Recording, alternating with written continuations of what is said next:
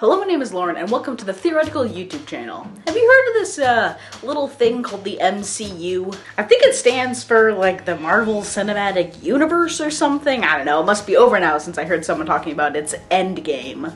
But in all seriousness, the movie was incredible. Sure, it's not perfect, there were a few plot holes, but come on! It was extremely emotional, had great dialogue, worked humor into a serious narrative, and contained some of the most epic moments ever put on film. That Captain America scene? You know the one. Anyway, when Infinity War came out, my brother did a whole video analyzing Thanos as an archetypal character on a hero's journey, and I was like, hey, you're the math and science guy. I handle the literary analysis around here. Get back in your corner. So there, I may not be the world's most foremost expert on Marvel lore, but I've taken enough English classes to recognize a Shakespeare play when I see one. Oh yeah, that's what we're talking about today. How Avengers Endgame is basically a Shakespeare play.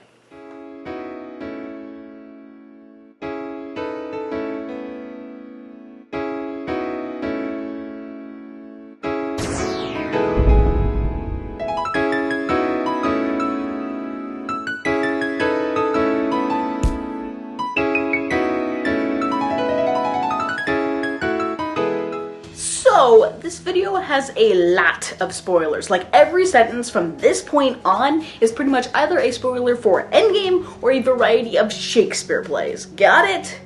You've been warned. Anyway, obviously William Shakespeare was not one of the Russo brothers, so technically Endgame is not one of his works. I always had this sort of Shakespearean element, and so that was what was so important to us, is that we add that element to the Marvel Cinematic Universe. However, it is structured in his typical style. In particular, Endgame feels like a Shakespearean tragedy, a dictionary definition of a literary tragedy. Like I said before, I enjoyed the film. And part of why Endgame somehow acts like a Victorian era play with time travel, aliens, and a talking raccoon is that it's structured into 5 distinct acts. Now, everybody knows about the typical 3-act structure.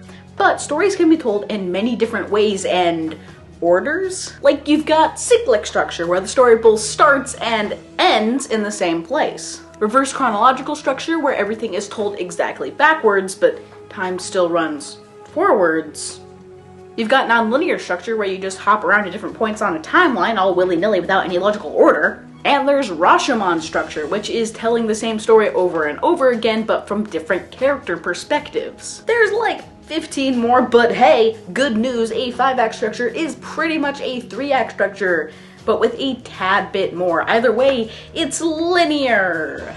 Anyway, Shakespeare pretty much always wrote his plays into a 5-act structure, and they all easily fit onto the Freytag Pyramid, which is the fancy name for the diagram your 7th grade teacher held in front of your face while she flipped the light switch and played cryptic brainwashing music.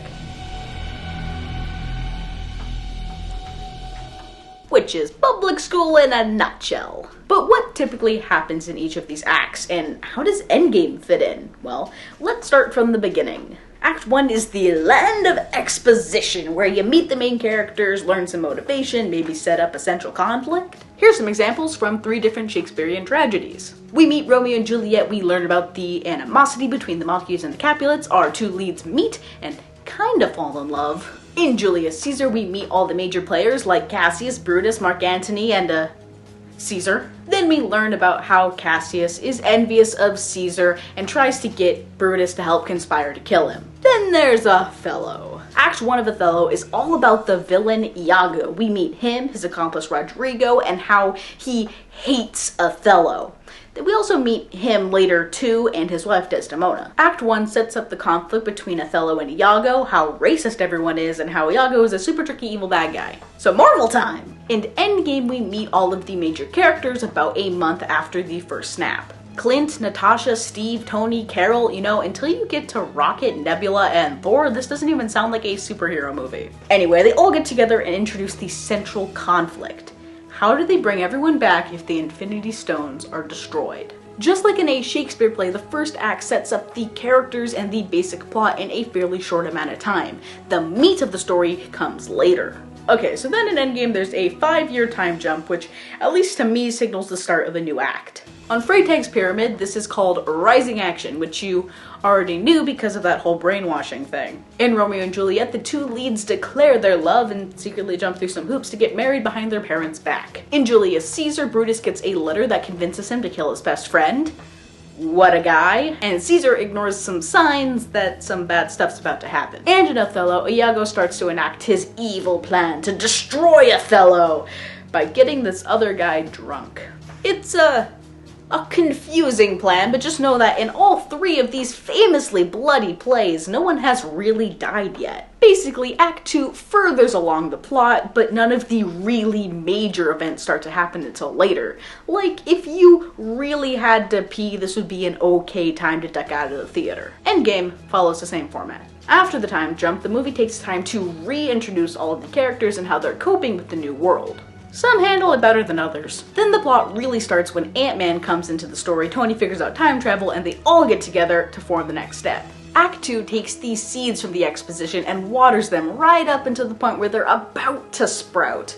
It's very important, but not that exciting. But Act 3 is where stuff really starts to go down. Romeo and Juliet starts right out the gate with a whole lot of murder. After Tybalt gets into a fight with Mercutio and kills him, Romeo then stabs him in revenge. Then Romeo gets banished from Verona, abandoning his new wife, who is now engaged to somebody else. I'm pretty sure you all know what happens in Julius Caesar, but apparently the 200 bad omens weren't enough to save this guy from getting stabbed in the back. Repeatedly.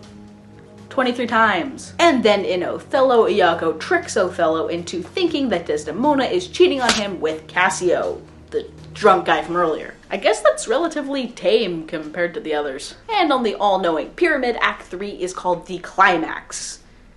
No, really, in the middle. I guess Hollywood movies don't use the same terminology. It's where stuff really starts to go wrong, or just gets exciting. In Endgame, this is the entire time travel sequence where the Avengers retrieve the Infinity Stones from the past, all culminating in the Black Widow Hawkeye scene on Boromir, and oh my gosh, is that emotional or what? Talk about tragedy, am I right? Woof, okay, what's next? Surely it can't be another emotional roller coaster of drama. Act 4, the plot thickens. What do you do when the story's climax is technically over? Well, amp up the drama, of course. I don't know if this was just a Shakespeare thing, but there is no way he called this section falling action. He's pretty much like, you call that a climax? This story's not over yet. I will break your soul. Oh, Bill. Juliet gets out of her marriage engagement by faking her own death instead. Iago gets Cassio to unknowingly act like he's in love with Desdemona, much to Othello's dismay. Now the guy's having seizures and plotting to murder his wife. And probably most similar to the Avengers, in Julius Caesar, the remaining characters go to war and fight some battles. Okay, this is the best sequence in Endgame. The whole act is just one massive battle that starts and ends with a snap. Now's as good a place as any to talk about transitions between acts. How do we know when they start and end? Short answer, you don't. Well, at least it's not obvious, and the lines get really fuzzy depending on who you talk to. Sometimes people will be really specific, like Act 3 starts after the second sequence after the midpoint climax in Act 2. But those people never get invited to parties.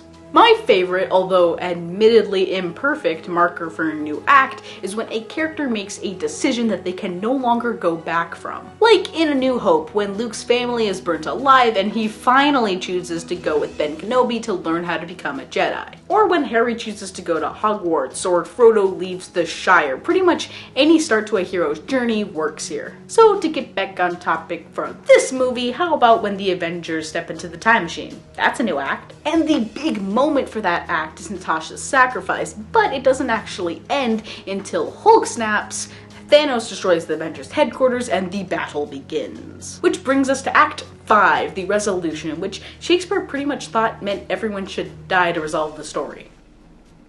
It's one way, I guess. There's the classic Romeo and Juliet ending where Romeo thinks Juliet is dead, kills a guy named Paris, and then drinks some poison and dies himself. Then Juliet wakes up and stabs herself, and Romeo's mom died somehow, and that leads the two families realizing that hating each other was not worth it, thus resolving the main conflict. In Julius Caesar, everybody commits suicide to avoid dying in battle, except Mark Antony, because he needs a whole nother play to die. But either way, the conflict over who should rule Rome is settled because Octavius is the only one left who wants the job. And in Othello, oh man, Othello. Iago tells Rodrigo to go kill Cassio, but only wounds him a little, so in return Iago kills Rodrigo for his failure and blames it on his wife. Then Othello smothers Desdemona, and Iago's wife comes in and tells him that Desdemona never actually cheated on him, so he's a murderer for no reason. And then Iago's like, you ruined my plan, and so stabs his own wife and kills her. And then Othello can't deal with the fact that he killed his true love for no reason, and so stabs himself and dies next to her. Iago goes to jail and no one else is alive to feel jealous or whatever, so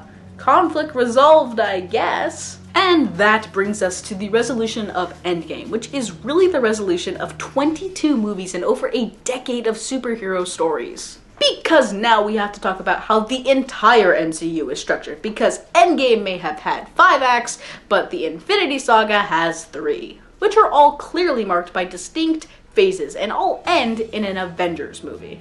The first phase is all about introducing major characters like Iron Man, Captain America, and Thor. In many ways, it's exposition for the first major crossover. The second phase furthers the story along. Newer minor characters are developed and the concept of Infinity Stones is introduced. And of course, the stakes are raised. Then we get phase 3, where suddenly every decision has implications for a huge collaboration event, which the audience has started to suspect. Everybody knew that the Eye of Agamotto was the Time Stone, whereas the Tesseract flew by undetected years before. Infinity War and Endgame are the culmination of every film, every stone, and every character finally coming into focus all at once. If Endgame is like Shakespeare, the entire MCU resembles an ancient Greek epic like the Iliad. Think about it. A massive narrative detailing the life and quests of various heroes all fighting with and against each other in an ultimate war. And Endgame has to resolve it all, which it does with the death of Iron Man. I am Iron Man. I said there were spoilers, okay? So with all that being said, Act 5 of Endgame is actually pretty short and just wraps up all the remaining threads from the ongoing series. Captain America finally gets to go home and dance with Peggy, and all of the minor characters come back so that they can appear in future movies. But all the characters have to deal with grief and loss. The Thanos conflict has been resolved, but it leaves somewhat of a dissatisfying taste in your mouth. Like in Romeo and Juliet, the remaining characters have to deal with a bittersweet victory. It's tragic. So what about Tony Stark? If indeed Endgame is a Shakespearean tragedy, then it is the tragedy of Tony Stark, the Iron Man, who traded his life for his friends. Earlier in the movie, he tells Steve that his goal is to save the universe, but not at the cost of his own life. He refuses to risk it with a family to support. But in the end, it was his choice to snap his fingers. No one was forcing him, he just knew that this was the one chance in 14,605,000 to win. It's tragic because it was the right choice. It left everyone unhappy, but alive. Iron Man was the very first MCU movie to wrap up an entire era of film history. The Iron Man saga had to end. Even Shakespeare would have respected that. Also, for anyone who says that Marvel is too funny to be Shakespeare, well, clearly you didn't get this guy's sense of humor. He was all about those witty puns and clever insults, but also vulgar body humor, even in his tragedies. Just look at Mercutio in Romeo and Juliet. His whole character was making inappropriate innuendos right up until he died. So you just know old Bill would still be sniggering in the theater over all the jokes about Steve Rogers' butt. But hey, did you like this video? Have you seen Endgame? Have you seen it twice? 3 times? This really was an amazing film. Not just in quality, but also what it means for the history of cinema. There will likely never be another 22 movie long series. Maybe a franchise, but not with one overarching story like this. Anyway, I hope you enjoyed listening to me talk about my limited knowledge of Shakespeare for a while. Anyone who was a real expert would have thrown a Hamlet reference in there somewhere. but I haven't read that one. Like this video and subscribe to the channel if you haven't already. You can follow us on Twitter at @theory_essential if you want to be even cooler than you already are. And I'm pretty sure that's it for today. So thanks for watching, and I'll see you later.